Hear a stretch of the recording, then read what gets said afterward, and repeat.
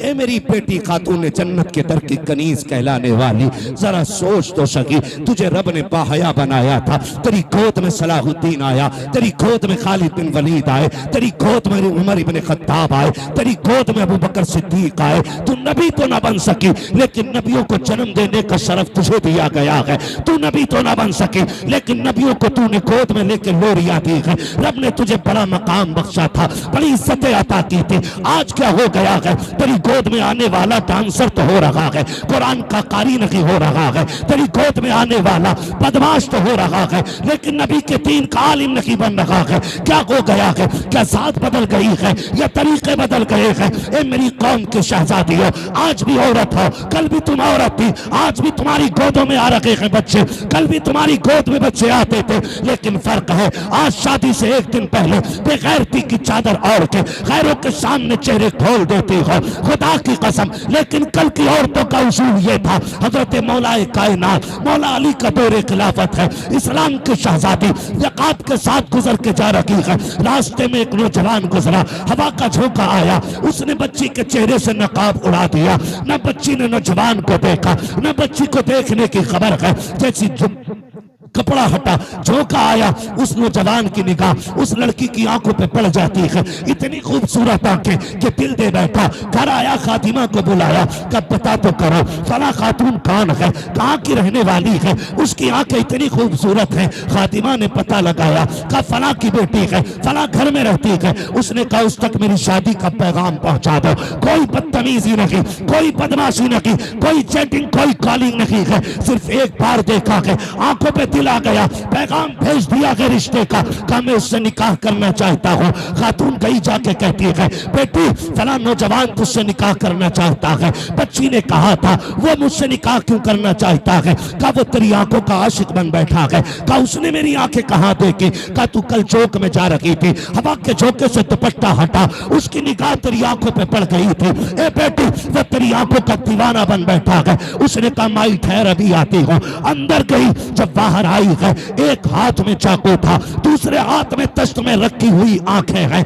उसने कहा माँ ये जाकर के आंखें उस नौजवान को दे दीजिए। औरत ने देखा चेहरे पे खून बह रहा है, तश्त में रखी हुई आंखें हैं। कहा बेटी हाय ये क्या कर दिया? कहा जाओ जाके नौजवान को दे दो और उससे कह दो तेरी निगाह इन आंखों पे पड़ गई है, मुझे कयामत में खातून जन्नत के सामने जाना है। अगर इन आंखों की वजह से उनके सामने शर्मिंदगी उठानी पड़ी तो मेरे जीने का मतलब खत्म हो जाएगा।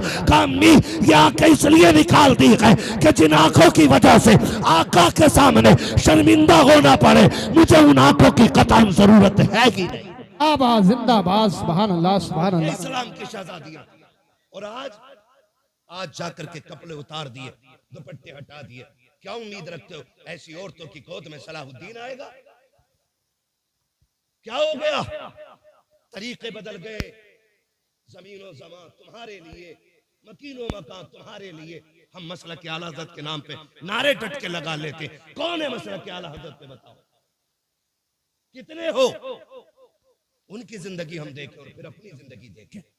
कोशिश करें अल्लाह हमें आला हज़रत के तरीके पे चलाए। हाँ, समझने की भी जरूरत है और पढ़ने की भी जरूरत है। माफ कीजिएगा, कुछ लोग मिजाज बनाए बैठे हैं, जन्नत तो मिल ही रही है।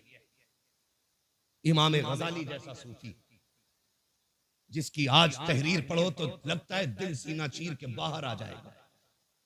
मुकाशिफतुल कुलूब पढ़ने बैठ जाओ तो रोंगटा रोंगटा खड़ा होता है। जिसकी तहरीर में इतना असर है उसकी जात में कितना असर होगा। लेकिन जानते उन्होंने क्या कहा था? कहते एक फिक्र चैन से सोने नहीं देती। कौन सी फिक्र? कहा कि ये डर लगा रहता है पता नहीं ईमान पे मौत आएगी कि नहीं। है कोई जिम्मेदारी, है कोई गारंटी? इमाम गजाली जैसी शख्सियत कहती है कि डर लगता है पता नहीं ईमान पे मौत आएगी कि नहीं आएगी। कहते हैं काश कोई ये खुशखबरी दे दे कि जहन्नम में जिसे सबसे आखिर में निकाला जाएगा और निकाल के जन्नत में डाला जाएगा, गजाली वो तू होगा। कहते हैं खुदा की कसम हंसते हंसते जिंदगी गुजार गई। ना हम गजाली हैं, ना हम सूफी हैं, सही से पक्के मुसलमान भी हम नहीं हैं, और बेफिक्री इतनी कि डर कोई नहीं है। खुल के गुनाह चल रहे हैं, डट के चैलेंज के साथ। हुजूर निकाह तुम्हारी सुन्नत है, डांस जरूर करेंगे, हम डीजे जरूर बजाएंगे, बताओ, कौम का बेड़ा गर्क होने को है और मेरी कौम के बेगैरतों को डीजे बजाने से फुर्सत नहीं। मैं उन्हें गैरतमंद कहता ही नहीं जो बेटे के निकाह पे, भाई के निकाह पे, अपने निकाह पे डीजे बजाएं। गैरत क्यों नहीं आती है? निकाह करते वक्त तुझे हुजूर की याद क्यों नहीं आई? मुझे बताया जाए।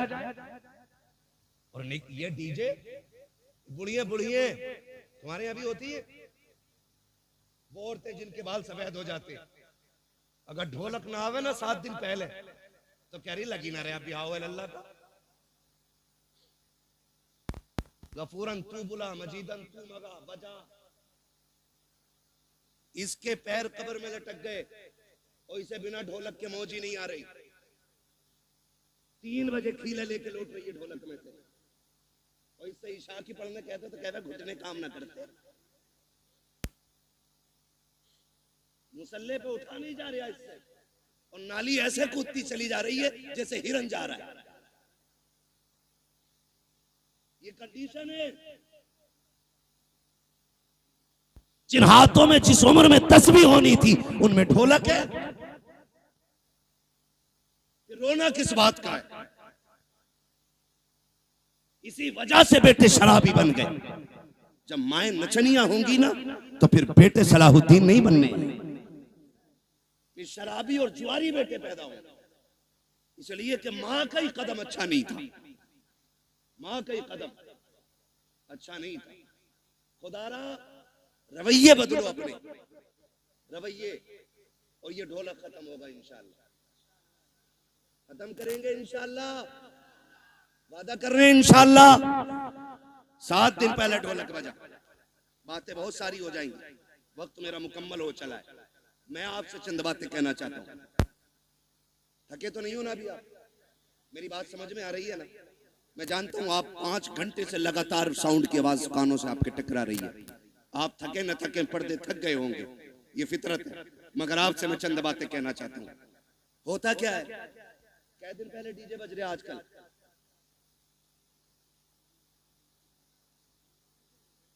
पांच दिन तो चल ही रहे हैं, क्योंकि पंचतन के मानने वाले जो हैं पहले, अच्छा डीजे की कोई तखसीस है कि बेटे में बजेगा या बेटी में? अब तो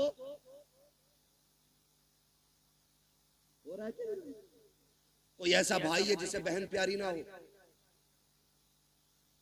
सबको बहन प्यारी है ना? बोले इतनी कमजोरी से नहीं ताकि मैं बात भी पूरी ना कर सकूं। बहन सबको प्यारी है ना? सबको प्यारी है बहन। आपने देखा भी होगा जब बेटियां रुखसत होती हैं ना तो बाप मैयत पे इतना दर्द से नहीं रोता जितना बेटी की रुखसती पे बाप रोया करता है। वो भाई जो पूरी जिंदगी लड़ते रहे, आज जब बहन जा रही है ना तो कभी दीवार से लग के रो रहा है, कभी तन्हाई में जाके रो रहा है। क्यों? क्योंकि बहन की जुदाई का गम है। और आज नतीजा क्या है? 5 दिन पहले डीजे बज रहा है।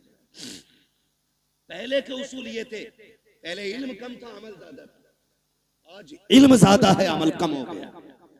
पहले लोग जाहिल जरूर थे, लेकिन जब बेटियों की रुखसत की बारी आती थी बाप 3 दिन से खाना कम कर देता था, भाई की भूख भाग जाती थी, लोग मना के खिलाते थे, यार खाता क्यों नहीं है? बाप बेटी का चेहरा देख के रोया करता था, मेरे जिगर का टुकड़ा जाने वाला है, इसके बगैर घर में कैसा लगेगा?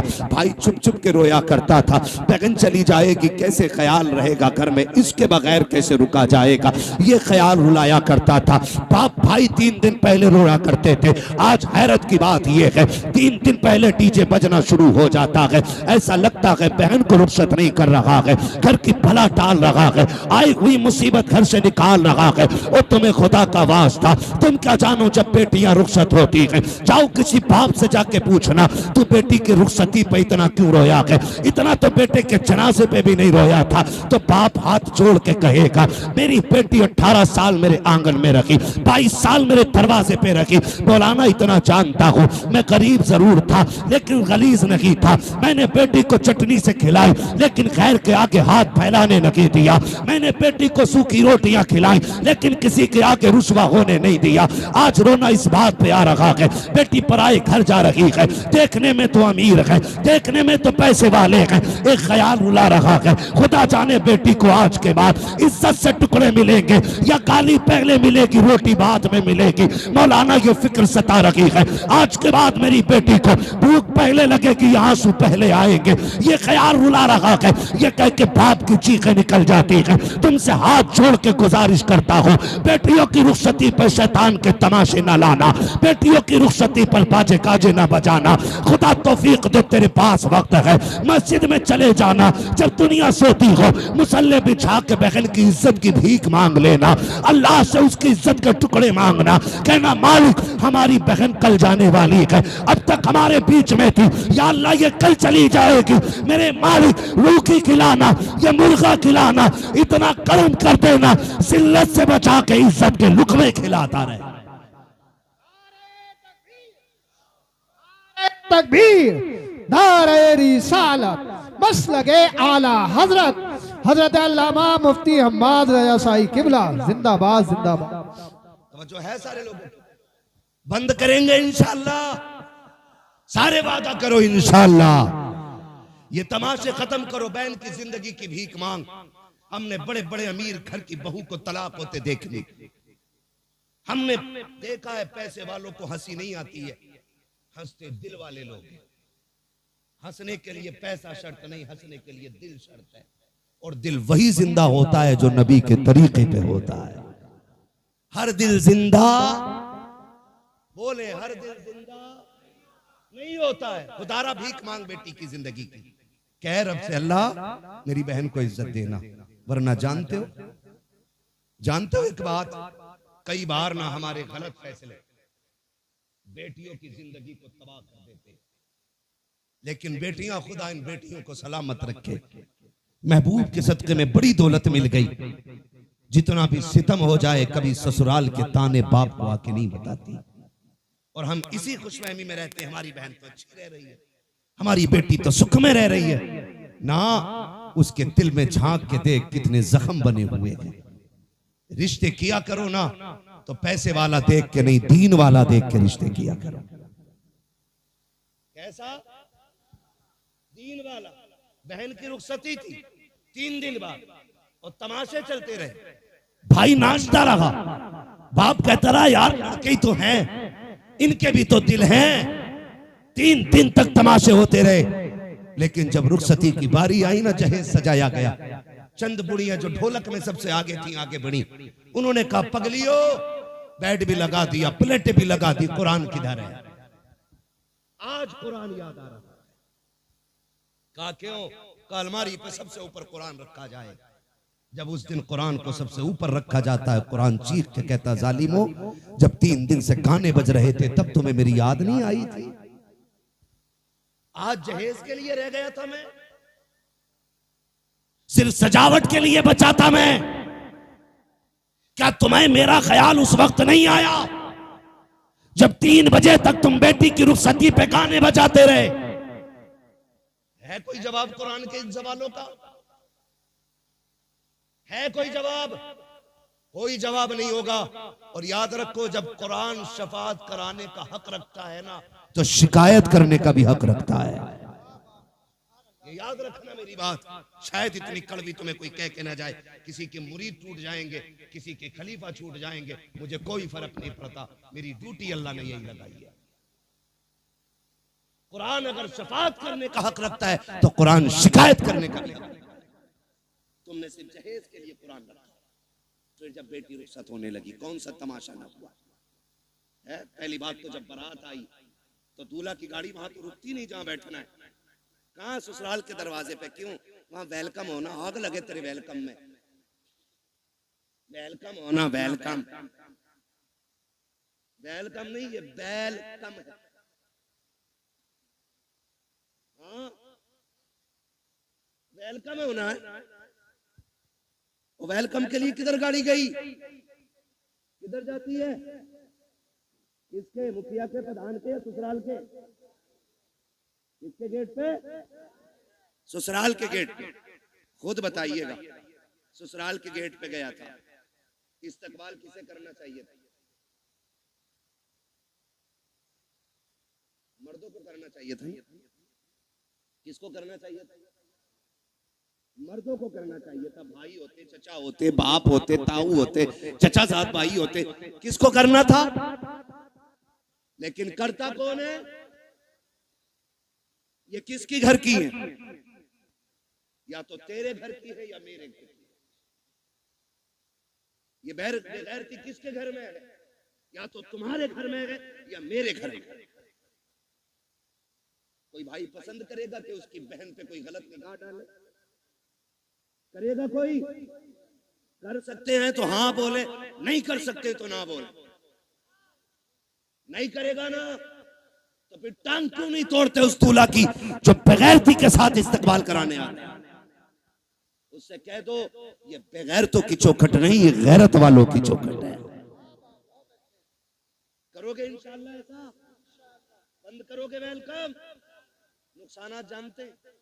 जाओ देख लेना, जब वेलकम होता है ना तो जितनी लड़कियां आती है किसी के सर पे सलीके से दुपट्टा नहीं होता, इसलिए कि जितनी इस्तकबाल करने आएंगी एक भी गैरत आजादी नहीं हो सकती।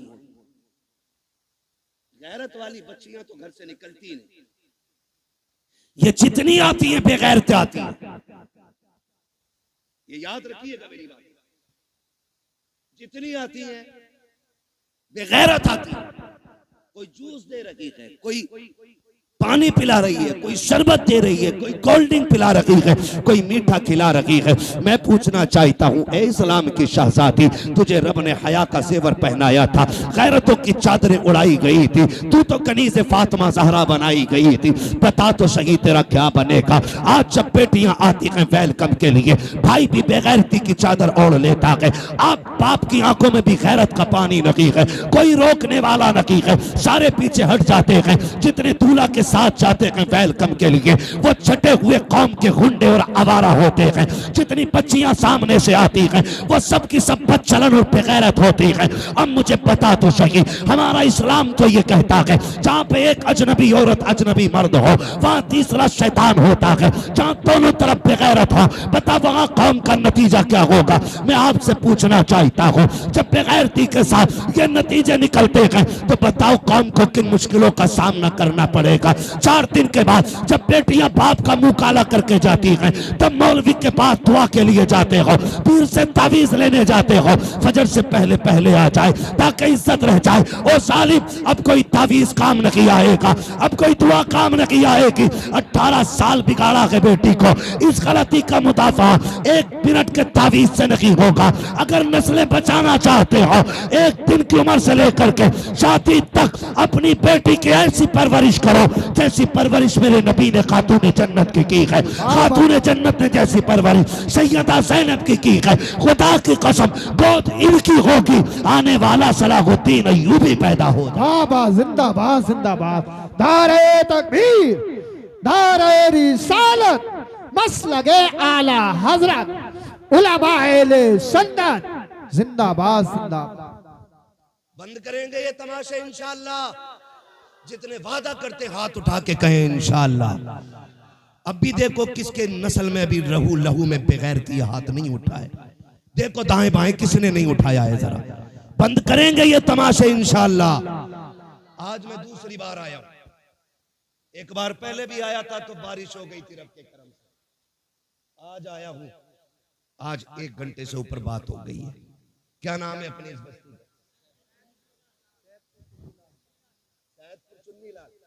कितने लोग इस गांव के अंदर हाथ उठा के बता दें?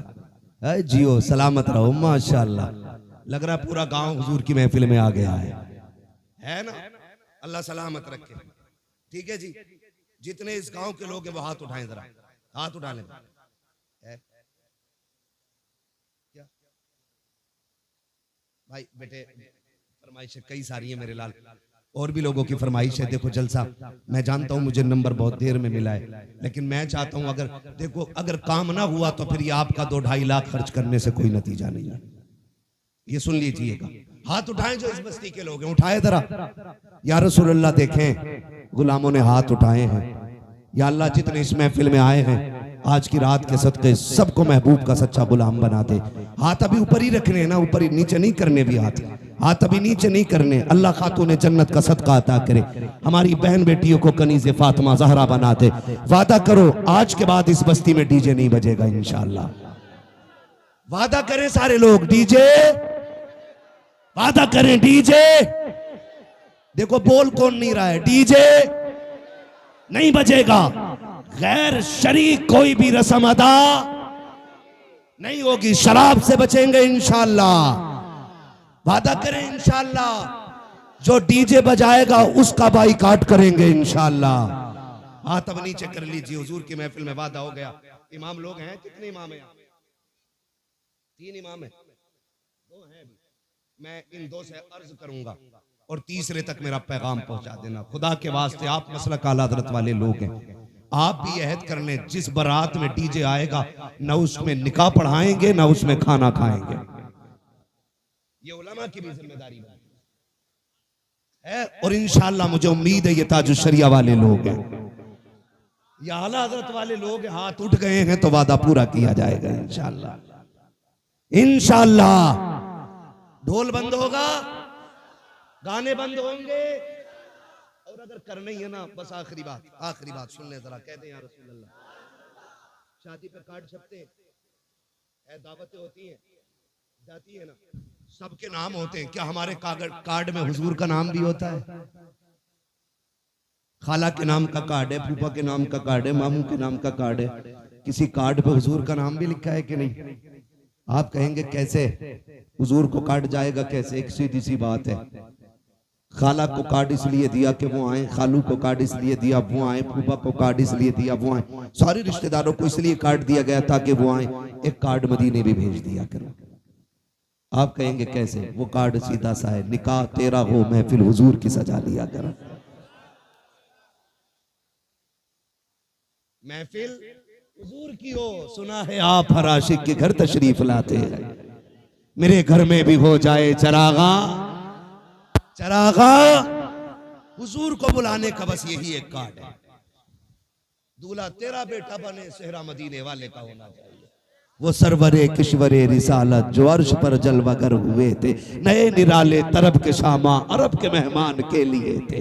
है ये सेहरा चलता हो और दूल्हा तेरा बेटा बना हो, फिर देख सिर्फ हुजूर नहीं आएंगे, रब करम करेगा तो फरिश्ते हुजूर के साथ आ जाएंगे। तो एक कार्ड हुजूर के लिए जाएगा इंशाअल्लाह।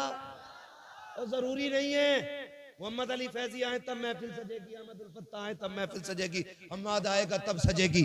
मैं कहता हूं कोई भी ना आ सके ना तो मुफ्ती अहमद रजा मोहम्मद रजा भाई को बैठा दे माइक पे कि हुजूर की नाज सुना।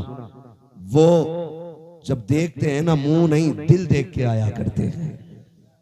तो इंशाअल्लाह ये कार्ड हुजूर को जाएगा इंशाअल्लाह। और जिस घर में डीजे बज जाता है उस घर में हुजूर को नाराज कर दिया जाता है। फिर कह रहा कौरमा कम पड़ गया मौलाना, मुफ्ती साहब ने फातिहा हल्की पड़ी थी, कम क्यों पड़ा है? पहली बात तो डीजे बजाया, हुजूर नाराज, खुदा की रहमतें नाराज, यही है ना। और जब रहमतें नाराज तो बरकतें नाराज, फिर बरकतें नाराज।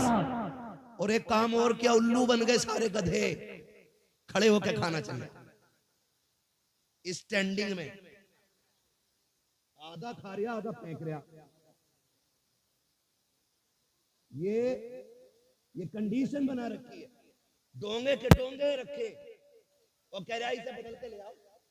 ये वो लोग हैं जो अपनी बीवी के छींचड़े फेंकने पे भी नाराज हो जाते हैं। क्या तुझे पता 240 को मिल गया, थोड़ा सा मसाला है 280 हो गया, इधर महंगाई ज्यादा है तो बारात में जरूर जाना चाहिए। समझ रहे मेरी बात? तो ये वो लोग होते हैं जो बीवी को छींचड़े फेंकने पे भी गुस्सा हो जाते हैं और कहते हैं शाम को सब्जी ना बनाइए, वो कहती खत्म हो गई, कह रहा कुकर पोंछ के काम चला लेंगे। ये अपने घर की कंडीशन। और जब किसी बेटी वाले के घर जाते हैं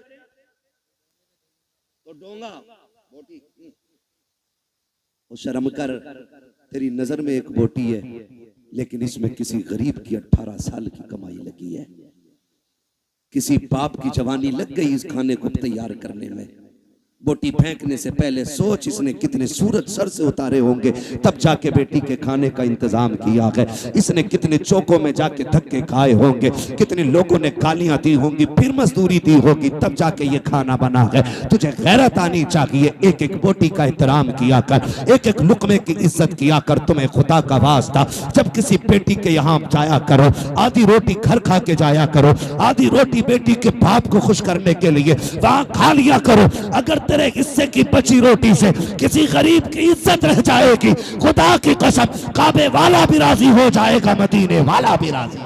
जिंदाबाद जिंदाबाद। इसलिए मेरे भाई खाना फेंकना नहीं। महबूब अलैहिस्सलाम ने इरशाद फरमाया रिस्क की इज्जत करना। अगर ये रूठा तो दोबारा मैसर नहीं, तो आप खाना सुन्नत के मुताबिक खिलाएं। बड़ा अच्छा तरीका लगता है। ये टेबल होते हैं, टेबल इनकी टांगे तोड़ के नीचे बिछा दो। तोड़ मींस फोल्ड कर, नीचे डाल दो। एक पूरे गांव की तरफ से दस्तरखान लाओ सुर्ख रंग का, सब पे बिछा दो। कोई कितना भी अकड़ हुआ क्या रोटी बाद में खाएगा, हुजूर की सुन्नत पहले अदा करेगा। बैठाओ, गारंटी है मेरी। जहां 25 क्विंटल में भला नहीं होता, वहां 12 क्विंटल में भला हो जाएगा। अल्लाह ने हुजूर की सुन्नत में बरकतें रखी है। करेंगे इंशाअल्लाह ये चीजें। मैंने बहुत ज्यादा बातें नहीं करी आपसे, सिर्फ आज की महफिल में इतना कहा है कि शादी में होने वाली खुराफातें बंद करें। निकाह इतना आसान कर दो कि बेटियां मुर्तद ना हो। डिमांड खत्म कर दो। 10 लाख 15 लाख 20 लाख बंद करो। ठीक है, जो बेटी को अपनी खुशी से दे ले लो, जो ना दे प्रेशर नहीं करना है। और जन्नत में जाना चाहते हो, पता लग जाए ये ढोलक में गई थी, उससे निकाह करियो ही मत। और आपको एक मशवरा अपनी तरफ से दे जाऊं, करोगे उस पर भी अमल इंशाअल्लाह कर लो, काम बन जाएगा। बड़ी बात कहने लगा, बताऊं कैसे। डिमांड होती है इधर भी होती है। बारात से एक दिन पहले लिस्ट आ जाती है, चेक कर लो बेड कितना फिटा है, अलमारी कितनी बड़ी है, फ्रिज कितने लीटर का है, गाड़ी कौन सी है, सारा आ जाता है। बेटी वाला एक बेटी देने के लिए जान दांव पे लगा देता है, सिर्फ इसलिए कि बेटी सुख में रहे। जहेज मांगने वाले ये जो कुत्ते होते हैं ना भिखारी, जहेज इनका हक नहीं है, जहेज इनका हक फिर भी मांग रहे। मेहर तो बेटी का हक है। बेटी के बापों से गुजारिश है, जितने का जहेज बैठे ना उससे 1.5 गुना मेहर रख। क्या अगर तेरे बेटे की शादी में 12 लाख मेरा लगा है तो बेटी का मेहर 15 लाख रहेगा। मांग जो मांगेगा दिया जाएगा, लेकिन मेहर बेटी की मर्जी से रहेगा। और ये जो कहते हैं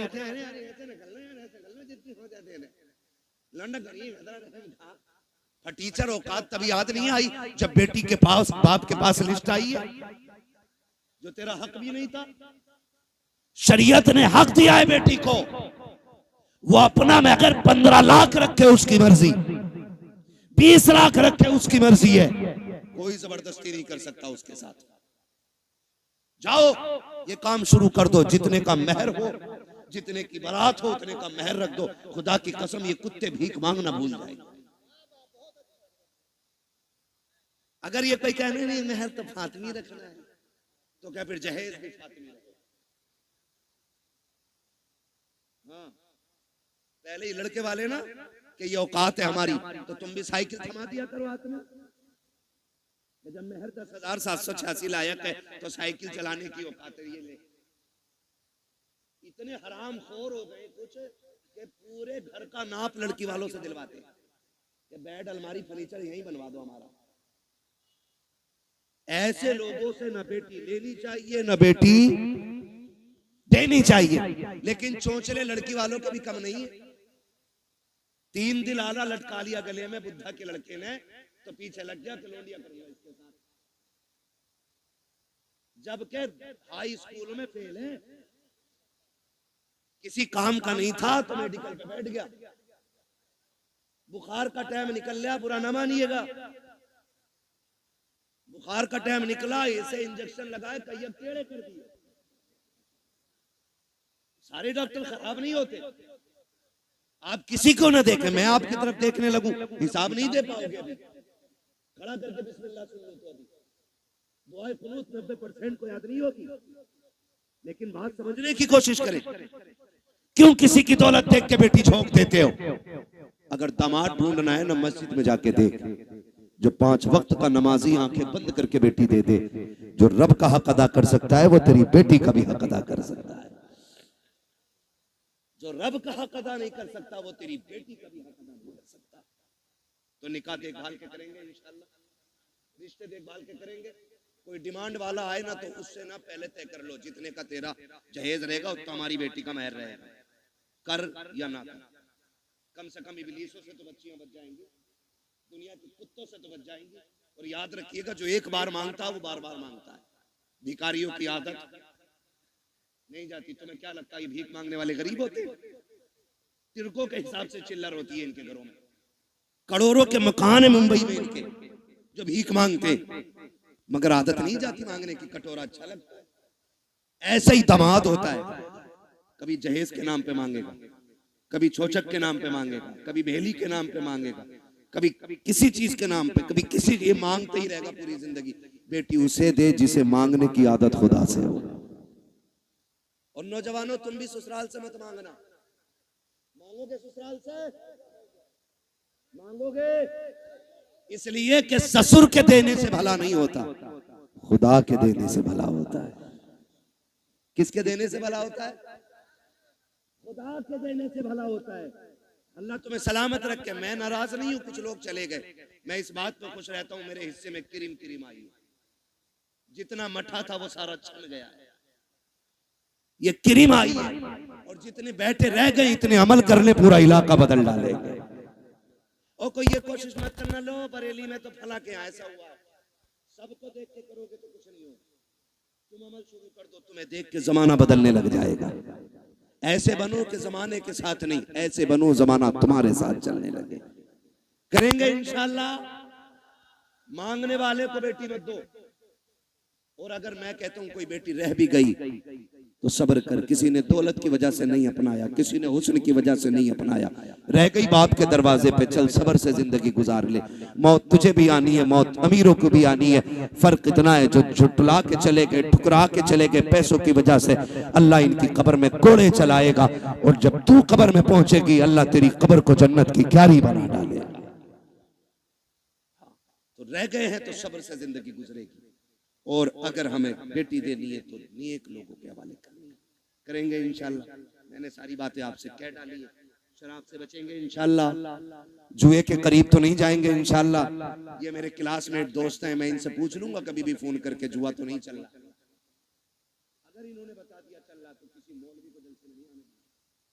बदलो यार, ये जो 3 लाख लगाए हैं, ये जो 4 लाख आपने जलसे में लगाए, इसका कुछ हल होना चाहिए, कोई ना कोई रिजल्ट आना चाहिए।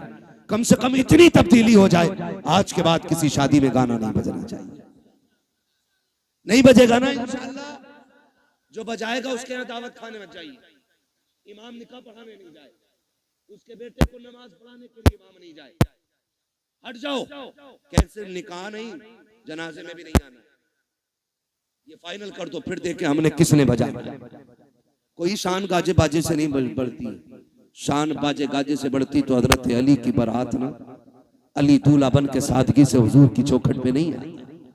सादगी में अल्लाह ने इज्जत रखी। तो करेंगे इंशाल्लाह। फरमाया गया लक़द कान लकुम फ़ी रसूलिल्लाहि उस्वतुन हसना। मेरे महबूब की जिंदगी आपके लिए बेहतरीन नमूना है, हुजूर का किरदार अपनाना। अल्हम्दुलिल्लाह, अल्हम्दुलिल्लाहि रब्बिल आलमीन, वल आक़िबतु लिल मुत्तक़ीन, वस्सलातु वस्सलामु अला रसूलिहिल करीम। अम्मा बअद, फ़अऊज़ु बिल्लाहि मिनश शैतानिर रजीम। बिस्मिल्लाहिर रहमानिर रहीम। लक़द कान लकुम फ़ी रसूलिल्लाहि उस्वतुन हसना। आमन्तु बिल्लाहि सदक़ल्लाहु मौलानल अज़ीम व सदक़ रसूलुहुन नबियुल उम्मियुल मुतीउल मुबीनुल मुईनुल करीम व नहनु अला ज़ालिका लमिनश शाहिदीन व शाकिरीन वल्हम्दुलिल्लाहि रब्बिल आलमीन। या खुदा बहरे जनाब मुस्तफ़ा इमदाद कुन, या रसूल अल्लाह अज़ बहरे खुदा इमदाद कुन, या शहीद करबला, या दाफ़िए करबो बला, गुल रुखा शहज़ादे गुलगो क़बा इमदाद कुन, गौसे आज़म बमने बेसरो सामा मददे, क़िबले दी मददे, काबे ईमा मददे, बगिरदाबे बला उफ्ताद कश्ती, मदद कुन मदद कुन मदद कुन, या मुईन अद्दीन चिश्ती, कादरी यमनारे, या गौसे आज़म मीज़नम, दमज़ शेख अहमद रज़ा खां कुतुब आलम मीज़नम, बलगल उला बिकमालिही, कशफत दुजा बिजमालिही, हसूनत जमीउ खिसालिही, सल्लु अलैहि व आलिही। करूं तेरे नाम पे जां फिदा, न बस एक जां दो जहां फिदा, दो जहां से भी नहीं जी भरा, करूं क्या करोड़ों जहां नहीं। जिसको अपने नबी से जितनी मोहब्बत का एहसास हो, कोशिश करें उतनी आवाज़ के साथ रसूल और आले रसूल की बारगाह में दुरूद सलाम की डालियां निछावर करें। पढ़ें बावाज़े बुलंद, अल्लाहुम्मा सल्ली अला सय्यदिना व शफीइना व नबीना व मौलाना मुहम्मदिन मअदिनिल जूदी वल करम व आलिही व अस्हाबिही व बारिक वसल्लिम। सलातु व सलामुन अलैका या रसूलल्लाह सल्लल्लाहु तआला अलैहि वसल्लम। मैं सबसे पहले मुबारकबाद पेश करता हूँ तमाम अरकान कमेटी, बानियान जलसा और जुमला आशिकाने मुस्तफ़ा को, जिन्होंने इस महफिल को सजाने में दामे दिरमे कदमे सुखने जिस तरह से भी हिस्सा लिया। अल्लाह करीम सबकी कोशिशों काविशों और मेहनत को अपनी बारगाह में कबूल फरमाए और परवरदिगार आलम आज की इस महफिल को हम सबों के लिए जरिए निजात बनाए। शुरू से लेकर अब तक आपने खूबसूरत अंदाज में नातो मनक़बत के अशार भाई मोहम्मद अली फैज़ी और भाई अहमदुल फत्ताह साहिब से समाअत की है।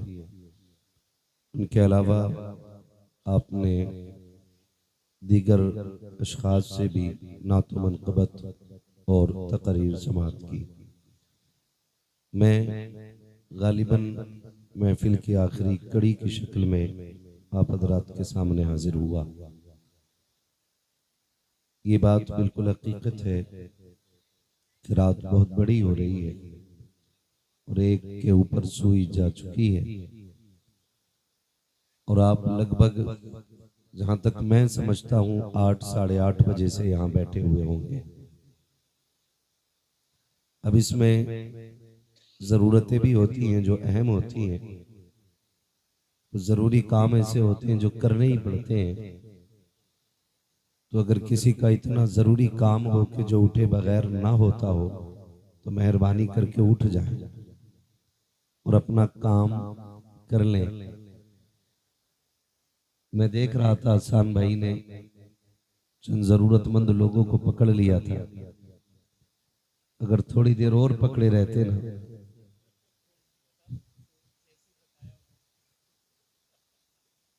तो माहौल खराब हो जाता। अल्लाह आप लोगों को सलामत रखे। मैं किसी से नहीं कहूंगा कि आप बैठें या चले जाएं। जो मेरी ड्यूटी है वो मुझे पूरी करनी है। इतनी रात को बैठने का मतलब, मैं ये भी आपसे नहीं पूछूंगा कितने लोग सुनने आए हैं और कितने सोने आए हैं, क्योंकि मैं जानता हूं जिन्हें सोना होता वो यहाँ आते ही नहीं। जो आए हैं वो सुनने ही के लिए बैठे हुए हैं। और अपना एक उसूल है, कभी ये नहीं कहते कि साहब महफिल कामयाब हो जाए, सुबह को तज़किरे हो जाएं। मैं कमेटी वालों को भी मशवरा दूंगा, कल ये जिक्र न करना कि महफिल कैसी रही।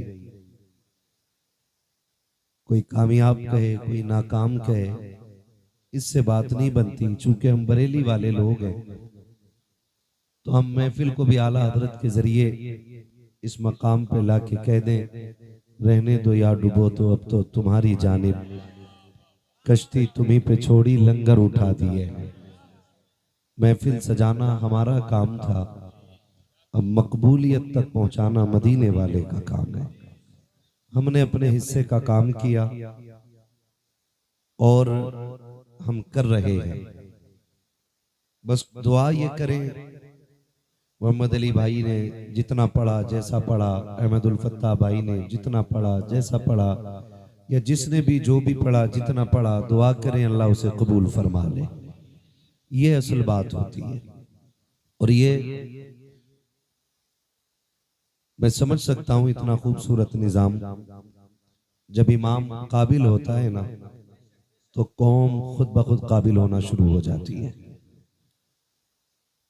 तो चूंकि मैं मोहम्मद रजा भाई को तब से जानता हूं जब से हम मदरसे में साथ पढ़ते थे।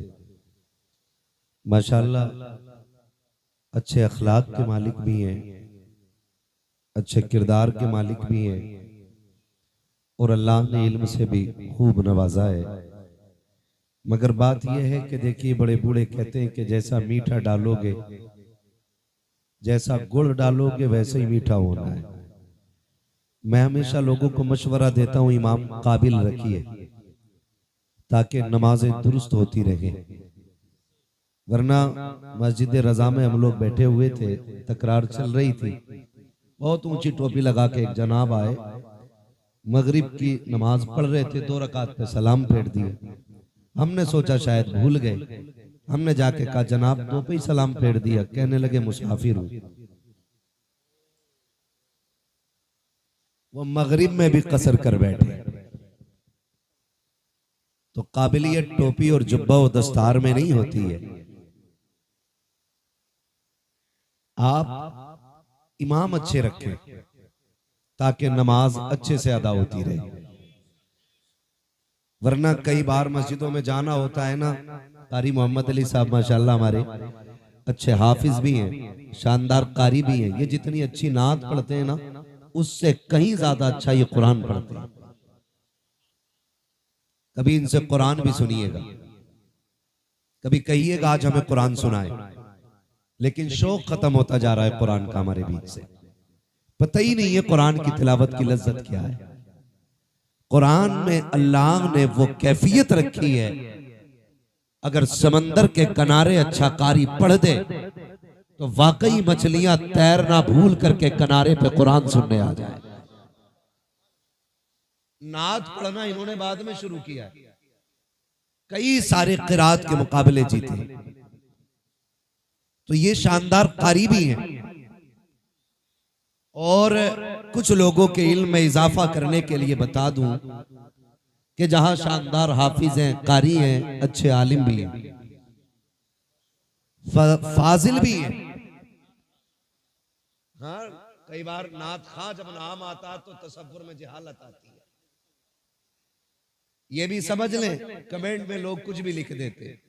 कभी घर आओ तो इंशाअल्लाह गर्दाने भी याद कराएंगे, मुल्ला हसन भी पढ़ाई जाएगी, हाँ काफिया भी समझाई जाएगी। शुक्र है अल्लाह का, हमने चलते फिरते लोगों से नहीं पढ़ा है। हम तो खुल के कहते हैं, हमारे उस्तादों में शेखुल हदीस हजरते अल्लामा आकिल मिसबाही साहिब किबला जैसी शख्सियतें आती है,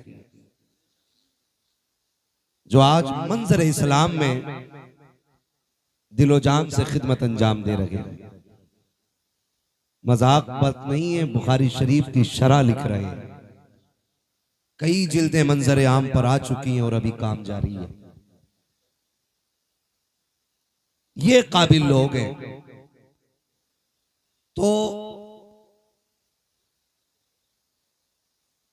खुदा तौफीक देना, तो कभी मोहम्मद अली भाई से कहिए एक रुकू भी सुनाए। अभी 1.5 घंटा बाबू नात पढ़ी है इन्होंने। अल्लाह आप लोगों को सलामत रखे, इमाम अच्छे रखिए। कई बार मस्जिदों में जाना होता है ना, तो दिल करता नियत तोड़ के भाग जाए। हाँ, इमाम ही ऐसे रख रखे। जब 5 किलो गल्ला दोगे तो इमाम ऐसे ही मिलना है ना। थोड़ी तनख्वाहों में इजाफा करें, अच्छा इमाम रखें। इमाम अच्छा होगा, इबादत अच्छी होगी। कितने लोग मस्जिद में 5 टाइम जाते हैं?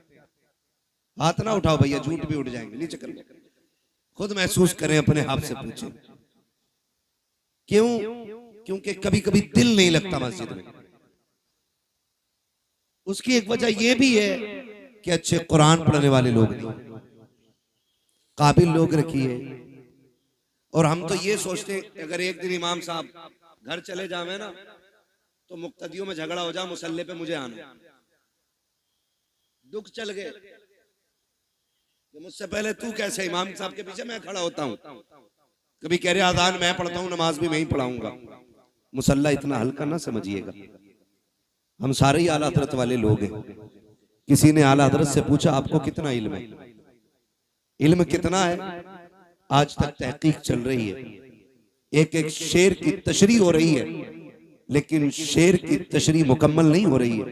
सैकड़ों साल बीत गए लेकिन आला हजरत अभी समझ में नहीं आ रहे हैं। तो वो क्या कहते हैं? उन्होंने कहा कि बस इतना इल्म है कि मैं अपनी नमाज सही पढ़ लेता हूं। अब सोचिए कितने इल्म की जरूरत है नमाज के दुरुस्त होने के लिए। कितने इल्म की जरूरत है नमाज के दुरुस्त होने के लिए। आला हजरत जैसा आलिम कह रहा है कि बस इतना इल्म है कि अब अपनी नमाज दुरुस्त कर लेता हूं। यहां तो एक आए टोपी ओढ़ के, दाढ़ी भी पूरी थी, उनसे कहा नमाज पढ़ा तो कह रहे होले वाली पढ़ा लेता मैं। जोर से वाली नहीं पढ़ा पाता, होले वाली, धीरे वाली।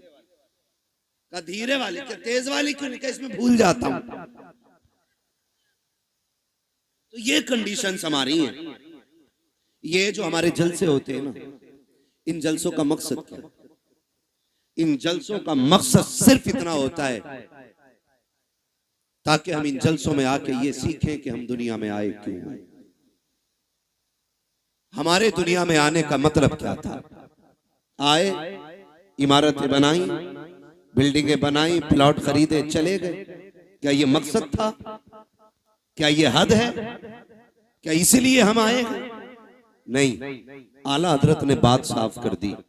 जमीनो जमा तुम्हारे लिए, मकीनो मकान तुम्हारे लिए, चुनीनो चुना तुम्हारे लिए, बने दो जहां तुम्हारे लिए, दहन में जबां तुम्हारे लिए, बदन में है जान, बदन में है जान, बदन में है जान, बदन में है जान।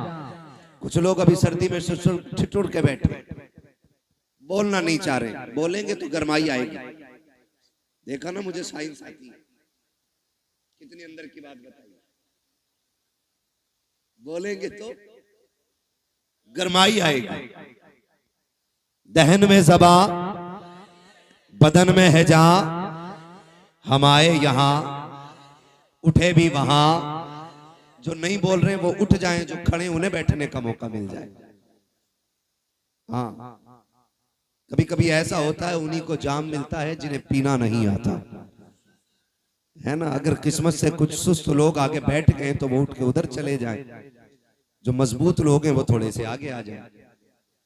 हम आए यहां, उठे भी वहां, सबा वो चले कि बाग फले, वो फूल खिले कि दिन हो भले, लिवा के तले सना में खुले, रजा की ज़बां, रजा की ज़बां तुम्हारे लिए। अब इतना तो समझ में आ गया हम आए क्यों हैं। एक सवाल आपसे कर लूं, बर्दाश्त करेंगे? निकाह किसकी सुन्नत है? हुजूर की सुन्नत है। बारात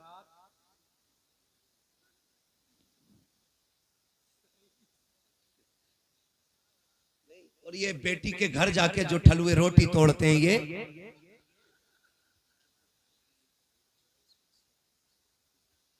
समझ रहे हैं ना मेरी बात? मैं कुछ पूछ रहा हूं आपसे।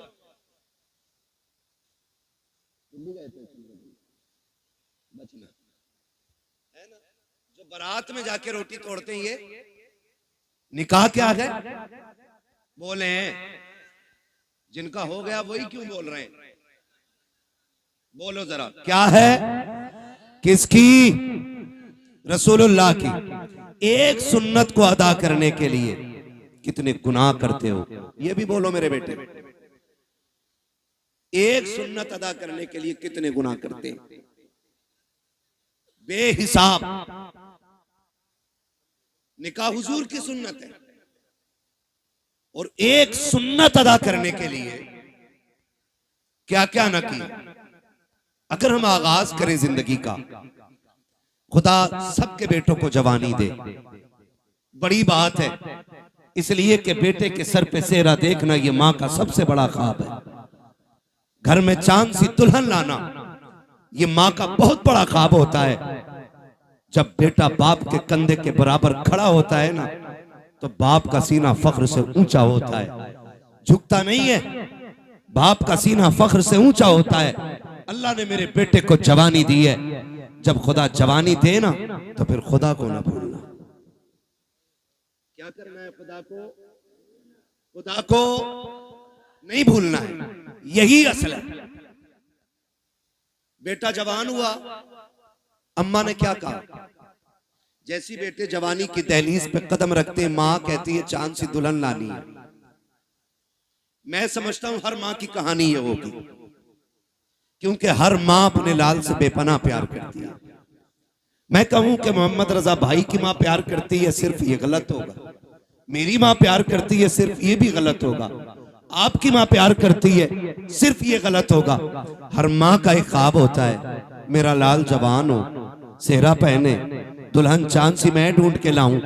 मुझे तो हैरत होती है ना, जब बहुएं आके शिकायत करती, मौलवी साहब कोई तावीज होगा जिससे मेरी बहू का लड़ना खत्म हो जाए। तो मैं कुछ देर सोचता हूं कि इसे ये हो क्या गया है, शिकायत कौन सी लेके आई है, पूछो बात क्या हो गई। तो एक सीधी बात कहती है, पता नहीं मेरी सास को जलन होती है मुझसे। ये एक बेटा मेरी बात कान खोल के सुन ले, और याद रखिएगा, अगर एक रात के जलसे से जन्नत मिलती ना, तो हुसैन 72 गर्दनें नहीं कटवाते करबला में। ये भी कान खोल के सुन लीजिए। अगर जन्नत इतनी सस्ती होती ना, तो फिर करबला में हुसैन ने 71 लाशें नहीं उठाई होती। महंगी है जन्नत, उसे बचा के रखना जरूरी है, बचा के रखना जरूरी है।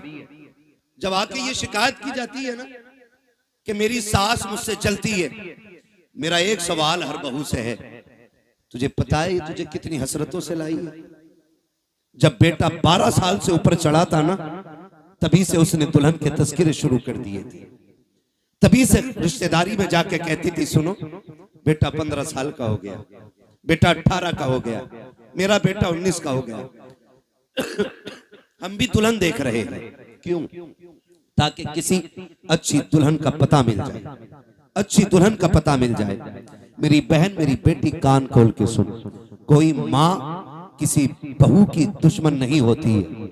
किसी माँ को अपने बेटे की शरीक हयात से जलन नहीं होती है।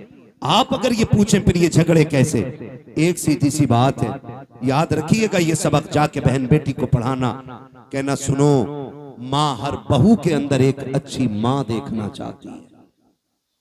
माँ हर बहू के अंदर एक अच्छी माँ देखना चाहती है। वो ये चाहती है कि जितनी फिक्र मैंने अपने बेटे की है, उतनी ही फिक्र, जाने दीजिए, उतनी ही फिक्र मेरे बहू को होनी चाहिए, उतनी ही फिक्र। मैं खुद समझता हूं मेरी तकरीर जितनी अहम थी उसी वक्त मुझे मौका दिया गया। मुझे खुद भी पता है, मुझे इस वक्त मौका देने का मतलब ये है कि तकरीर इतनी जरूरी नहीं है। बस ये है जो लोग बाहर से आए, मुझे पता, मैं उनके लिए बोल रहा हूं।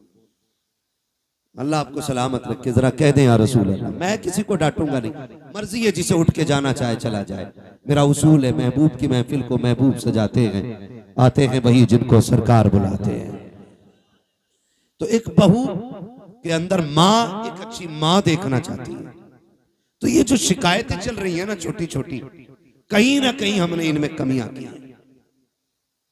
कहीं ना कहीं हमने इसमें गलत किया। जब हम आए हुजूर के लिए थे तो जिंदगी किसके लिए जी रहे? आज के हालात आप देखें, हमारी कंडीशन क्या है। हम सारे दुश्मनों के निशाने पे बैठे हुए हैं। आज सारी इस्लाम दुश्मन ताकतें मुत्तहिद हो गई हैं और सबका एक ही मिशन है, मुसलमानों को मिटाया जाए, इस्लाम खत्म किया जाए। मैं कसम खा के कह सकता हूं, सुबह कयामत तक न मुसलमान मिट सकता है और ना ही इस्लाम मिट सकता है। इसलिए कि इस इस्लाम की बुनियाद इस उम्मत को मेरे नबी ने बनाया है और इस दीन की हिफाजत मेरा खुदा कर रहा है। फानूस बन के जिसकी हिफाजत हवा करे, वो शम्मा क्या बुझे जिसे रोशन खुदा करे। तो ये दीन मिट नहीं सकता है, लेकिन आपको होशियार होने की जरूरत है, आपको होश में आने की जरूरत है, आपको होश के नाखून लेने की जरूरत है। कितनी तेजी के साथ बेटियां मुर्तद हो रही हैं। आपके बरेली सबसे आगे इस लिस्ट में है कि सबसे ज्यादा अगर दीन छोड़ा है तो आपके बरेली की बेटियों ने दीन छोड़ा है। मैं खुल के कह रहा हूं, क्या किया हमने उनके लिए, कितनी तहरीकें चलाई, कितनी तंजीमें बनाई, कितनी कमेटियां बेटियों की हिफाजत के लिए बनाई गई, मुझे बताया जाए। बस जितनी देर खबर आती है बेटी फलां की भाग गई, उतनी देर गुस्सा आता है, उतनी देर प्लानिंग होती है। अगला सूरज निकला फिर वही बेढंगी चाल। कौन बचाएगा इन बेटियों को आकर के? क्या फिर से उमर इब्न खत्ताब को आना है? क्या फिर से शेर खुदा को आना है? क्या फिर कोई सलाहुद्दीन आएगा? क्या फिर कोई मोहम्मद बिन कासिम आएगा? क्या फिर से किसी खालिद बिन वलीद को आना है? नहीं, जिनको आना था आ चुके। अब या तो तुझे खालिद बिन वलीद बनना है या मुझे खालिद बिन वलीद बनना है। ये बात कान खोल के सुन लीजिए। मुझे नारों की जरूरत नहीं, तुम्हारी वाह की जरूरत नहीं। मेरा उसूल है, मैं आईना को दिखाऊंगा दाग चेहरे के, जिसे खराब लगे सामने से हट जाए। हमें फैसले करने पड़ेंगे, हमें जजमेंट लेना पड़ेगा, यहां बैठ करके ये इत्तेफाक राय करना पड़ेगा कि बेटियों को बचाना कैसे। किसी की एक गई, एक के जाने से कोई फर्क नहीं पड़ता है। लाखों भी चली जाएं तो इस्लाम को फर्क नहीं पड़ता है, इसलिए कि इस्लाम शान वाला था, शान वाला है और शान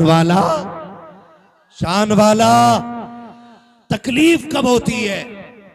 जब वो किसी गैर के बिस्तर पे बैठ के कहती है मैं अब्दुर्रहमान की बेटी हूं, मेरा नाम फातिमा है, तब दिल धड़कना छोड़ देता है। तब जी में आता है ये नाम लेने से पहले इसकी जबान कट क्यों नहीं गई। हमें सोचना पड़ेगा हम कर क्या रहे हैं। आबादी कम है हमारी, तादाद कम है हमारी, मुझे बताओ पैसा कम है हमारे पास। हमारे पास जितना पैसा आया हमने या तो प्लॉट खरीदे या होटल बनाए या हमने बिजनेस आगे बढ़ाया, लेकिन कौम के फ्यूचर के बारे में किसी ने नहीं सोचा। मुखालफत नहीं करता मोहम्मद रजा भाई, हर बस्ती में कई मदरसे हैं, होने चाहिए, हर इलाके में खानका है, होनी चाहिए। लेकिन मुझे बता तो सही, जिस इलाके में कई मदरसे हैं, खानकाहें हैं, मज़ारात हैं, उन इलाकों में इस्लाम की शहजादियों की तालीम हासिल करने के लिए एक अच्छा इदारा क्यों नहीं है, अच्छे स्कूल क्यों नहीं है? हम तो कहते हैं बेटियों को IAS बनाएंगे, बनाओ तुम्हारी मर्जी है, IPS बनाओ तुम्हारी मर्जी है, MBBS बनाओ तुम्हारी मर्जी है, लेकिन तालीम के नाम पे ये जो नंगा नाच हो रहा है इसे रोकना पड़ेगा, इसे रोकना पड़ेगा। ये रुकेगा कैसे? खुदा की कसम, जिस तरह तुमने मदरसों के लिए चंदे किए हैं, मज़ारों के लिए चंदे किए हैं, इसी तरह कौम की बेटियों के लिए, स्कूलों के लिए चंदे करो और ऐसे स्कूल बनाओ जिसमें पढ़ने वाली भी बेटी हो, पढ़ाने वाली भी बेटी। ये कौन बनाएगा? ये कौन बनाएगा? क्या कोई आएगा? और नहीं, मैं सच कहता हूं, 3 चीजों से बेटियां हमारे हाथ से गई। नंबर 1, ऑनलाइन पढ़ाई, इसने बेटियां छीन ली। नंबर 2, ट्यूशन, इसने बेटी छीन ली। नंबर 3, शादियों के बढ़ते खर्चे, इन्होंने बेटियां छीन ली। और ये कितनी कसरत से हमारे बीच में, ये खुद फैसला करें हम लोग। जब तक ऑनलाइन पढ़ाई नहीं थी, किसी को रजाई में छुप के मोबाइल चलाने की इजाजत नहीं थी। जब से ऑनलाइन तालीम आई, बाप की मजबूरी बन गई। ऑनलाइन छोटे फोन पे नहीं हो सकती, बड़े फोनों पे। और रह गई ट्यूशन के तमाशे, तो आप सोशल मीडिया पे सर्च करें हमारी बेटियों का किस तरह इस्तेमाल हो रहा है, किस तरह उन्हें छेड़ा जाता है। मैं आपकी बेटी पे एतराज नहीं कर सकता, मैं कहता हूं आपकी बेटी शरीफ होगी, लेकिन जहां जाके बैठ रही है वहां तो सारे शरीफ नहीं है, वहां तो सारे शरीफ नहीं है। और इस तरह मिजाज बनाया गया, दो लड़कों के बीच में एक लड़की बैठाई जाती है और अब्बा कह रहा शुक्र है बेटी आईएएस हो रही है, बेटी आईपीएस हो रही है। मैंने पहले कहा मैं तालीम का मुखालिफ नहीं, तरीके तालीम का मुखालिफ हूं। जिस तरीके से बेटियां पढ़ाई जा रही हैं, हम अपनी कौम को एक स्कूल न दे सके, एक कॉलेज न दे सके जिसमें पढ़ने वाली भी बेटी होती, पढ़ाने वाली भी बेटी होती। आए दिन तमाशे होते रहते हैं। कोई कहता मौलाना कुछ करो, क्या करना है? फला स्कूल के बाहर बच्चियों का नकाब उतरवा दिया गया, फला स्कूल के बाहर दुपट्टे उतरवा दिए गए। मैंने कहा मौलवी अकेला क्या करेगा, जब तक कौम जिम्मेदारी नहीं संभालेगी। एक मौलवी क्या क्या करेगा, जलसे भी संभाले, मदरसे भी संभाले, मस्जिदें भी संभाले, खानकाहें भी संभाले, महफिलें भी संभाले, इलाके भी संभाले, जिम्मेदारी स्कूलों की भी। मौलवियों के सर डालना चाहते हो, निकलो कमाई के चक्कर से, थोड़ा सा आगे बढ़ के ऐसे स्कूल बना दो ताकि किसी की जरूरत ना हो, कोई तेरी बेटी का नकाब उतार सके, कोई उसके सर से दुपट्टा उतार सके। उससे कह दो बेटी भी हमारी है, स्कूल भी हमारा है, तालीम जो भी होगी कनीज़े फातिमा ज़हरा बना के बेटी पढ़ाई जाए। इस तरह बेटियां पढ़ाओ, वरना वो दिन दूर नहीं है, तेरी मेरी बेटियां तेरे मेरे घर से निकल जाएंगी और रोने के सिवा कुछ नहीं होगा। और ये बेटियां जो हाथों से निकल गई, इसकी सबसे बड़ी वजह है बाप और भाइयों का नशेड़ी और शराबी होना। सुन लो कान खोल करके, मुझे मतलब नहीं है दोबारा बुलाया जाए या ना बुलाया जाए, ये सबसे बड़ी वजह है। जब बाप या भाई शराब के नशे में धुत पड़ा रहेगा तो घरों की रखवाली कौन करेगा? हम कहां गिर गए? पार्टी के नाम पे शराब, दोस्तों की दावत के नाम पे शराब, बिजनेस में फायदा हो गया उसके नाम पे शराब। अब तो शादियों में शराब चलने लगी। किसकी नजर लगी इस कौम मुस्लिम को, मैं पूछना चाहता हूं। किसकी नजर खा गई कि हमारी कौम तबाही की तरफ जा रही है? हुआ क्या है हमें? खुदारा संभालो अपनी नस्लों को, वरना मुसलमान कहते हुए गैरत आएगी। डॉक्टर इकबाल ने बहुत पहले कहा था, यूं तो सैयद भी हो, मिर्जा भी हो, अफगान भी हो, तुम सभी कुछ हो, बताओ कि मुसलमान भी हो। आज कौन सा झगड़ा नहीं है? कोई कह रहा मैं पठान हूं, कोई कह रहा मैं अंसारी हूं, कोई कह रहा मैं शेख हूं। यही झगड़े रह गए थे, कोई दूसरा काम नहीं बचाता।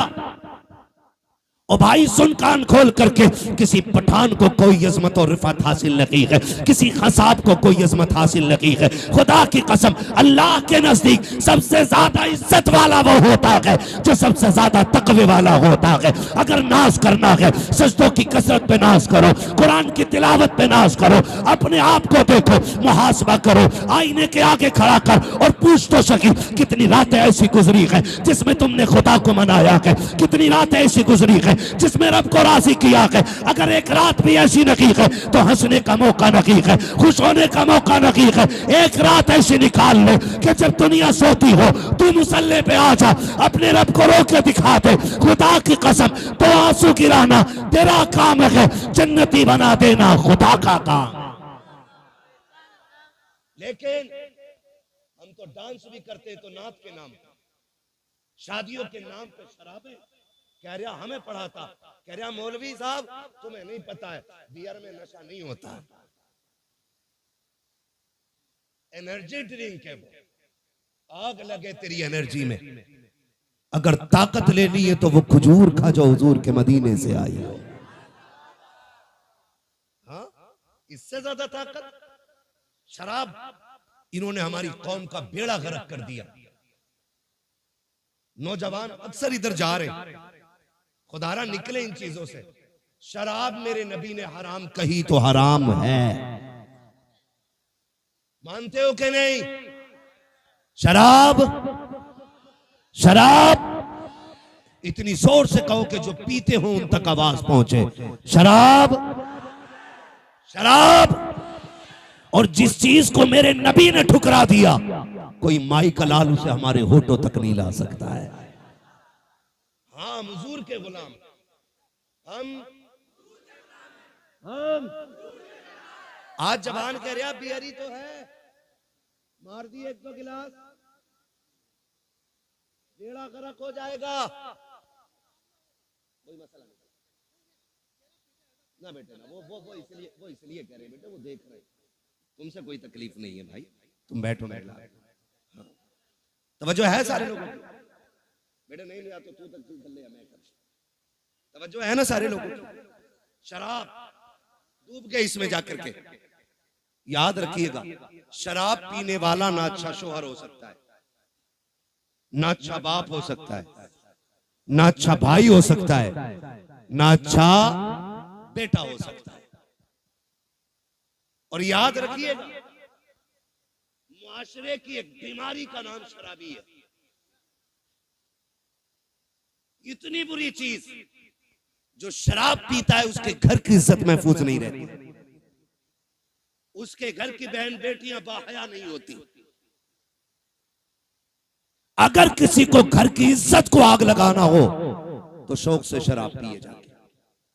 आखिरत का अजाब अलग बात है, मैं दुनिया के अजाब बता रहा हूं। तो कभी भी शराब के करीब नहीं जाएंगे इंशाअल्लाह, शराब के करीब नहीं जाएंगे इंशाअल्लाह। पार्टी के नाम पे मेरे भाई शराब आई, उसके अलावा एक बीमारी और, शादी में शराब आ गई। अब एक तमाशा और चल गया, हल्दीराम। नमकीन की बात नहीं कर रहा हूं मैं, हल्दी हल्दी ये चल गई है नारा सब, आए दिन फेसबुक पीला पीला दिखता है। अब हल्दी डे, हैप्पी हल्दी है।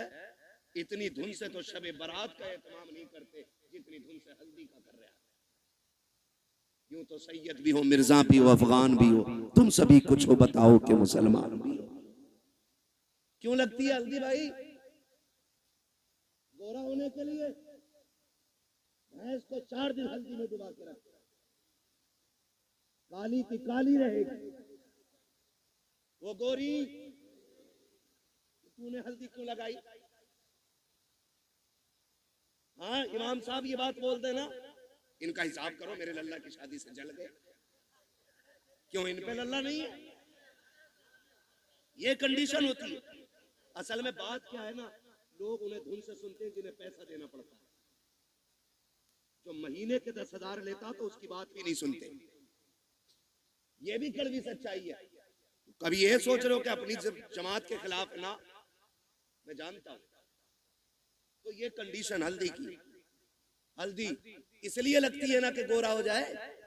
गारंटी है मेरी जात, जिसकी शादी हो ना उसे 4 दिन हल्दी ना लगा, 10 दिन एतकाफ की नियत करा के मस्जिद में बैठा दे, कुरान और तस्बीह दे दो और उससे कह तुझे दुनिया की बात नहीं करनी। अल्लाह की इज्जत की कसम खा के कहता हूं, अगर 10 दिन में चेहरे पे निखार ना आ जाए तो नाम बदल देना।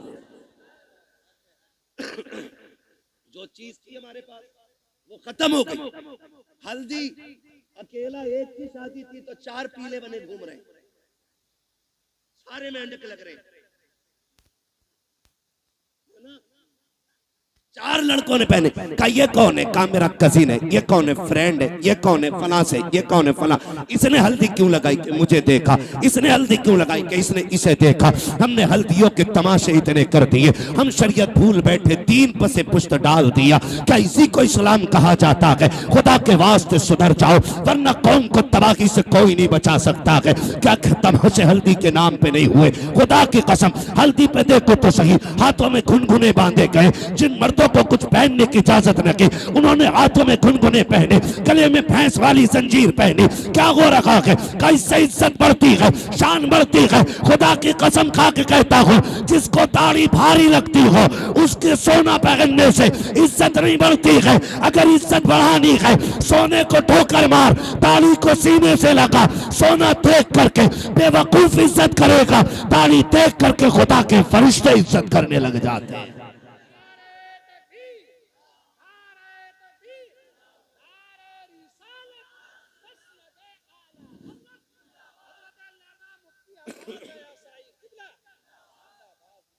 समझ रहे मेरी बात?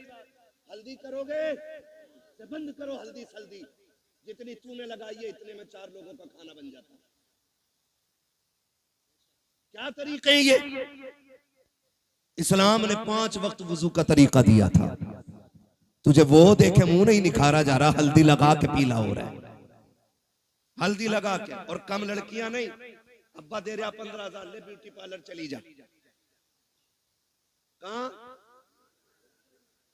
Beauty parlour? अब्बा भेज रहा है, अब्बा। ये भुएं कटवाई जाती है, ये पूछो इन उलमा से, एक बाल तक उखाड़ना हराम है। एक बाल तक तमाशे हो गए, हद हो गई।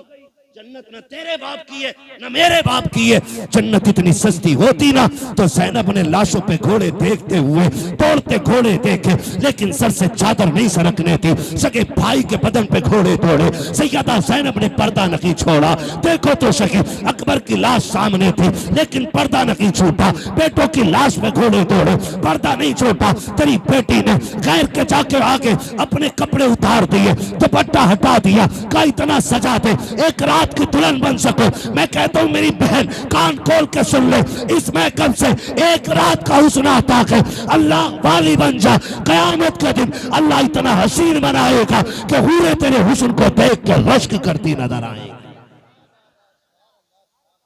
और नतीजे मेकअप कितने में होता है? अरे पैंट कितने में होता है ये बताओ, सीधी बात। कितने में हो जाता? 10,000, 5,000, 15,000, जैसी क्वालिटी चाहिए। अब तो सब में बन गई है ना। अच्छा, उसूल क्या है? दूल्हा बनते हैं तो क्या रकात पढ़ते हैं? कितनी पढ़ते? पीछे वाले भी पढ़ते हैं कि ऐसे ही चले गए थे ससुराल?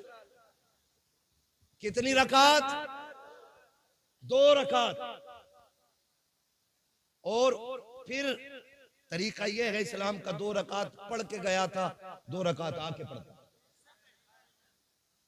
तू भी पढ़ता, वो भी पढ़ती, लेकिन वो इसलिए नहीं पढ़ेगी कि वुजू करना पड़ेगा, और वुजू कर लिया तो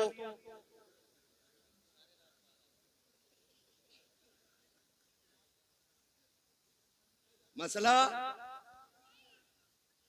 पुट्टी छूट जाएगी। बच्चा कह रहा अगर वुजू कर लिया तो पुट्टी छूट जाएगी। ये राज सारे ही जानते हैं। हाँ? अब नुकसान जानते हो? जब पहली रात देखा था तो लग रही थी परी की बच्ची, अगले दिन जब देखा ना तो लग रही थी चुड़ैल की बच्ची। इसके नुकसान आप जानते हैं? इंसान की नजर में जो चेहरा समा जाता फिर उसको उसी चेहरे से मोहब्बत होती है। अगर वो बदल जाए तो मोहब्बत कम हो जाती है। यही वजह है जो तलाक कसरत से हो रहे हैं। याद रखिए, यही वजह है जो तलाक कसरत से हो रही है।